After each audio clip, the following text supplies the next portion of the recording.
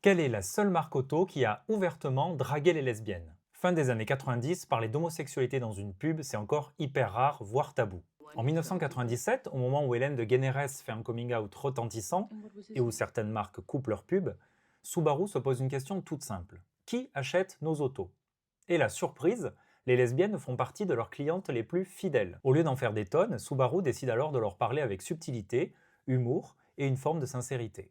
Oui, je sais, Subaru en France, ça vous dit pas grand-chose.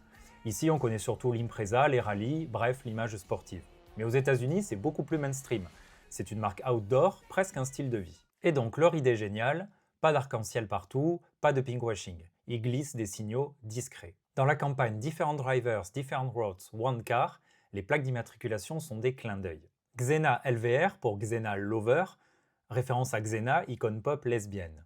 Piton pour Provincetown, spot de vacances LGBT. Camp Out pour partir camper, avec évidemment out qui fait référence en coming out, et le mot camp qui est quand même très présent dans la culture queer. Pour le grand public, c'est anodin, ça passe inaperçu.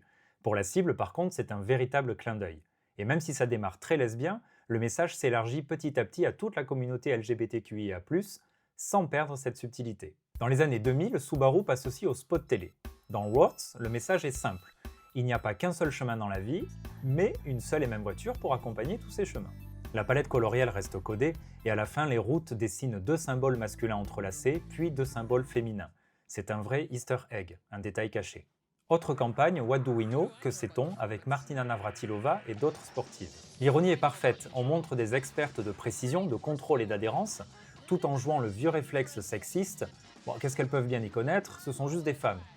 D'où la chute. But what do we know? We're just girls.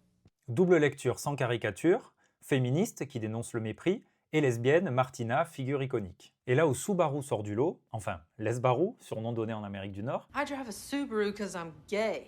c'est que ce n'est pas que de la com, ils mettent des actes dans la durée.